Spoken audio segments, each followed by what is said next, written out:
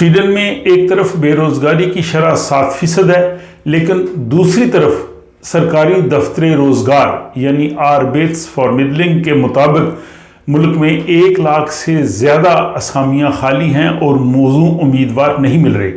इस मुख्तलिफ सूरत हाल का जायज़ा स्वीडिश रेडियो ने अपनी एक रिपोर्ट में लिया है, जिसका खुलासा आज के इस व्लॉग की सूरत में आपकी खिदमत में पेश किया जा रहा है। मैं हूँ स्टॉकहोम स्वीडन से आरिफ कसाना, आपकी खिदमत में सलाम अर्ज़ करता हूँ। और उन अहबाब से गुजारिश है जिन्होंने अभी तक इस चैनल को सब्सक्राइब नहीं किया, अगर वो सब्सक्राइब कर लेंगे तो इस तरह की जो मालूमाती रिपोर्ट्स हैं उन तक पहुंचती रहेंगी। तो चलते हैं हम जनाब आज के इस व्लॉग के मौजू की जानब। स्वीडन का जो सरकारी दफ्तर रोज़गार यानी पब्लिक एम्प्लॉयमेंट एजेंसी, जिसको स्वीडिश में Arbetsförmedling कहते हैं,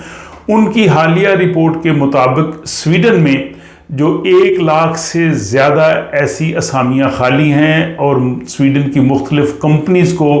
ऐसे लोगों की तलाश है जिनके पास वो मुतलका तालीम और हुनर हो, लेकिन उनको वो लोग नहीं मिल रहे। और 1 लाख से ज़्यादा अभी भी जो वेकेंट पोस्ट हैं, खाली असामियाँ जो हैं, वो Arbetsförmedling की जो डेटा बेस है उस पर वो मौजूद है। लेकिन दूसरी तरफ यहाँ पे फरवरी में जो आए हैं अदाद शुमार, उसके मुताबिक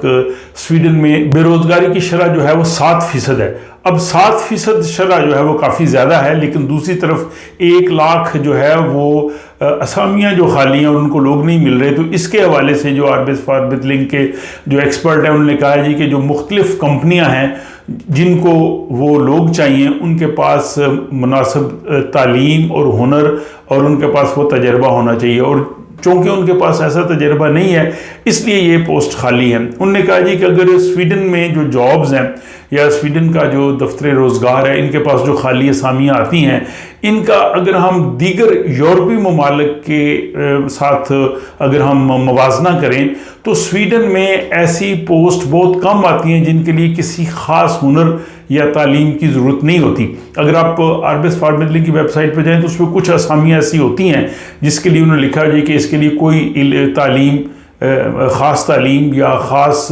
हुनर या तजर्बे की ज़रूरत नहीं है, लेकिन वो कहते हैं ये बहुत ही कम होती हैं। ज़्यादातर जो स्वीडन में जॉब्स हैं उनके लिए एजुकेशन चाहिए, उनके लिए जो है वो एक्सपीरियंस चाहिए। उन्होंने कहा जी कि वजह यही है कि जो बहुत से लोग यहाँ पे बेरोज़गार हैं, उनमें ज़्यादातर लोग वो हैं जो यूरोप के बाहर पैदा हुए हैं,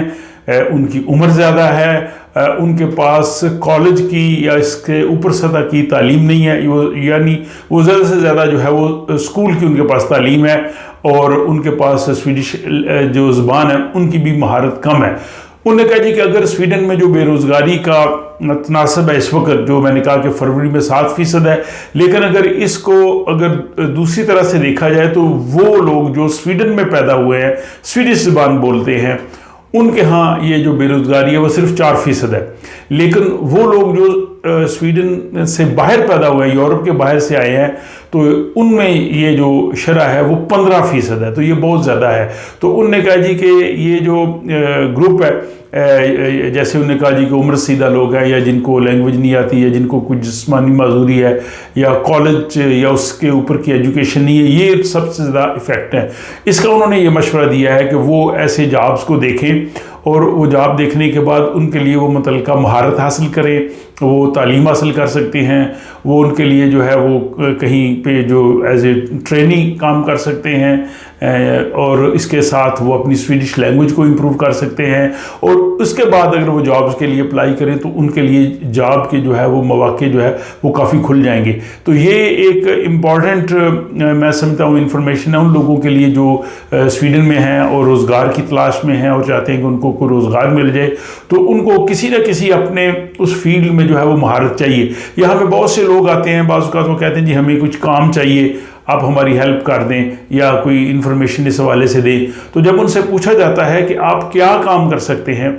तो फिर उनका ये कहना होता है कि कोई भी काम वो मिल जाए वो हम कर लेंगे। इसका मतलब ये है कि उनकी किसी काम में महारत नहीं है, उनकी किसी काम में तजर्बा नहीं है, उनकी उस तरह से एजुकेशन नहीं है कि वो मखसूस काम चाहिए। अगर वो काम भी जिनमें ज़्यादा तालीम नहीं होती, उनके लिए भी अगर आदमी के पास एक्सपीरियंस हो اور ہنر ہو تو وہ کام بھی انہیں مل سکتا ہے. تو بہرحال یہ جناب امپلائمنٹ کے حوالے سے، جابز کے حوالے سے یہاں کی سچویشن تھی جو سویڈش ریڈیو نے اس کو تفصیل سے اپنے پروگرام میں پیش کیا، جس کا خلاصہ میں نے اس ولاگ کی صورت میں آپ کے سامنے رکھ دیا ہے. آپ کی رائے کا انتظار رہے گا. اس ولاگ کی رسید جو ہے وہ ہمیشہ کی طرح ضرور دیجیے اور اپنی دعاؤں میں یاد رکھیے. تو آپ سے ملاقات ہوتی ہے کسی اگلے ولاگ میں.